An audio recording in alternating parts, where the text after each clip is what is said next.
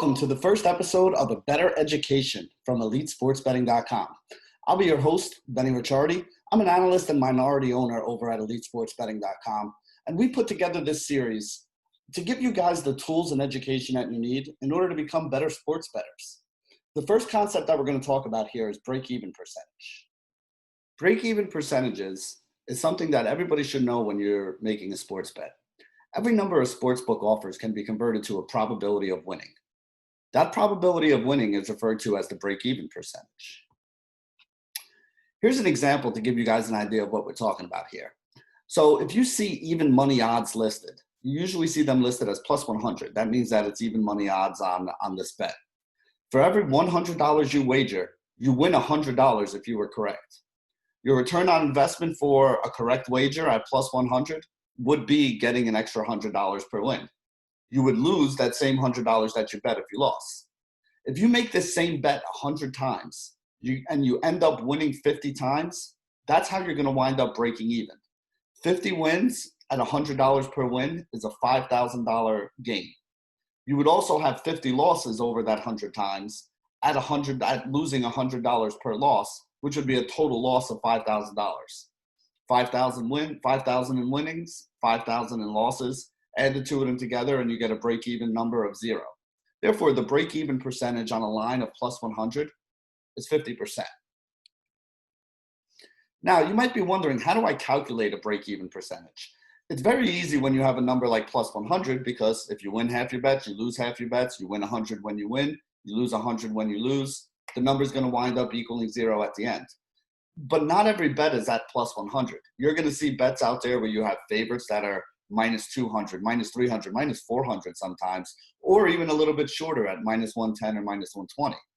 You're also going to have underdogs that you're going to bet on that are going to be plus 200, plus 300, plus 400. And you're also going to have underdogs that are shorter at plus 120, plus 110, plus 130. You can't use the same kind of calculation to figure out the break-even point because it's not going to be 50-50 like it is when you win 100 when you win and you lose 100 when you win. You know, if you're betting on a favorite that's minus 200, you bet 100 on that favorite to win, you're not going to get back the same $100 as you do when it's at even money.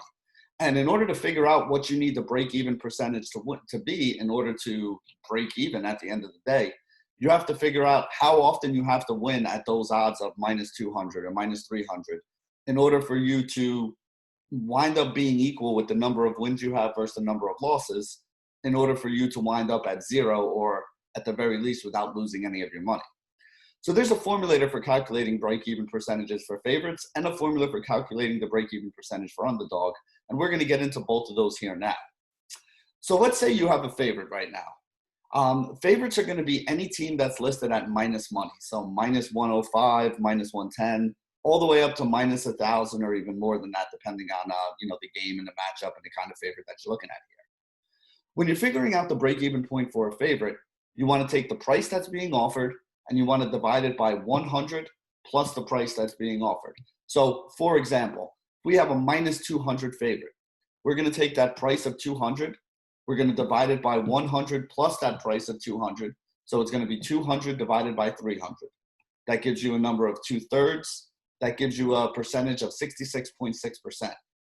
So if you're betting minus 200 favorites, you need to win that bet 66% of the time, or 2 out of 3 times, just to break even. On the flip side of this, we can also figure out the percentage for an underdog. Underdogs are going to be any team that's listed at plus money. So what you do to figure out the break-even percentage for an underdog is you take that 100% and you divide it by 100% plus the price of that underdog. So in our example listed below, if you have a plus 200 underdog, you're going to have 100 divided by 100 plus 200, which is going to be 300. So 100 divided by 300 is going to equal 1/3 or 33%. If you're betting, if you're betting 99 games where there is a plus 200 underdog, you need to win 1/3 of those games or 33% just to be able to break even. Same thing on the flip side for the favorites. If you're betting 99 games with a favorite at minus 200, you need to win 66% of those bets, 2 out of 3 or 66 of those 99 bets in order for you to wind up at the break-even point. Anything above that break-even point that you win, let's say, for example, instead of 66 out of 99 bets, you win 75 out of 99 bets. Well, that's going to be how you get your profit. And the same thing could be for an underdog as well. You know, for an underdog at plus 200, you need to win 33 of those 99 bets in order to break even.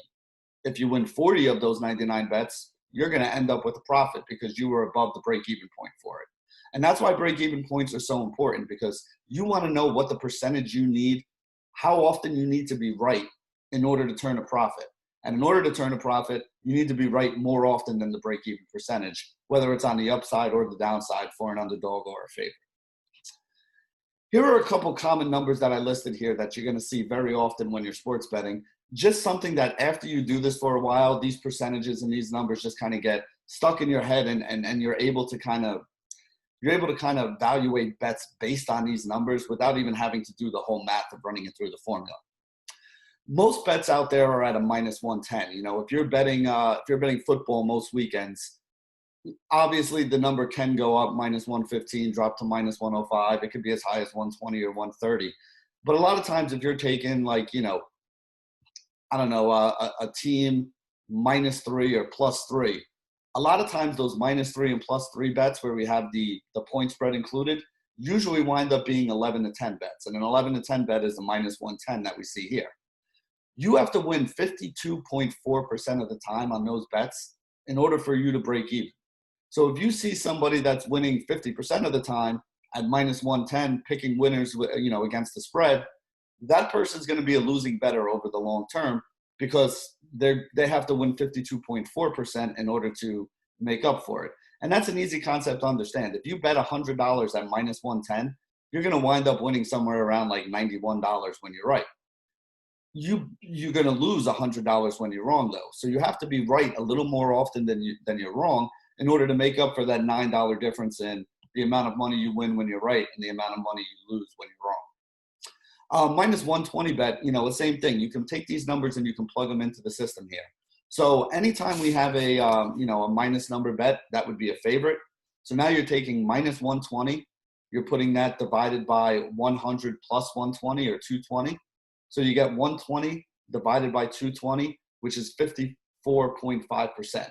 So you would need a 54.5% win rate or higher. A 54.5% win rate to break even, you would need higher than a 54.5% win bet, betting numbers at minus 120 in order for you to turn a profit over the long term. Now, again, the same thing on the bottom side with the plus 120 favorite. You know, a plus 120 underdog. You have a plus 120 underdog, you're going to have to win at least 45.4% of the time betting on that in order for you to break even.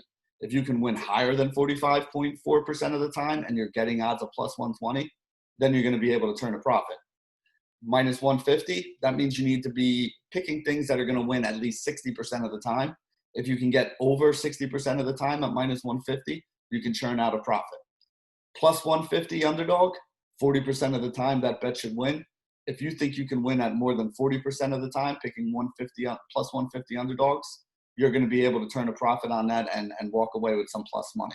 And that's the way that this all works out with these break-even percentages and break-even points that we're looking at here. So basically what I really wanted you guys to understand at the end of the day is that anytime you place a bet, you should be looking to figure out what those odds are that are being offered and try to put it into some kind of break-even percentage. Once you know the break-even percentage, then you can figure out your own percentages. I think this is going to win 70% of the time. I think it's going to win 30% of the time. I think it's going to win 40% of the time. Anytime people ask me who I like this weekend, I always have a lot of teams and a lot of things that I like and I want to bet on. But I don't make those bets unless the odds are going to be in my favor. So who I like is one thing to look at, but you also want to know what the odds are that you're being offered on it. Because I may not like a certain team, but I may think they have a 30% chance of winning.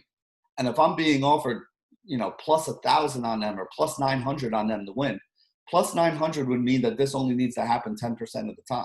If I think it's going to happen 30% of the time, that's a good bet for me to take that plus 900 number on whatever the book is offering. If I think it's going to happen 30% and the book is only offering me, you know, or the book is offering me the odds that it's only going to happen 10% of the time, I'm going to wind up in the end of the day in a better position if I can keep making bets that I think are going to win 30% of the time, while the book only thinks it's going to win 10% of the time, so they're giving me a higher payout than I should have.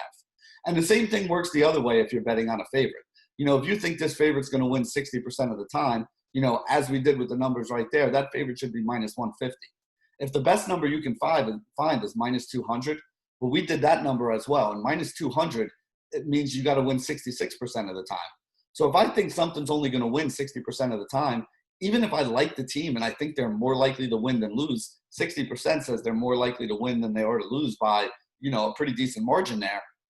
I still am not going to make that bet at minus 200 if I think it's a 60% chance, because to me, the break even on that bet would be a minus 150. If I bet minus 200, sure, I could win this time. I could win the next time. I'm going to win 6 out of 10 times I make that bet. But at the end of the day, when you look at the amount of your payoff, you're going to be a losing bettor because you only won a certain number of times, and that certain number of times doesn't make up for the amount of times you lose and the money you lost on that. If you're not getting enough money on your wins, then when you get those losses, you're not going to be able to make up for them. And that's how you become a losing bettor. And that's why break-even percentage is so important. This has been the first episode of A Bettor Education at EliteSportsBetting.com. I'm your host, Benny Ricciardi. Make sure to tune in for the rest of our videos coming up soon.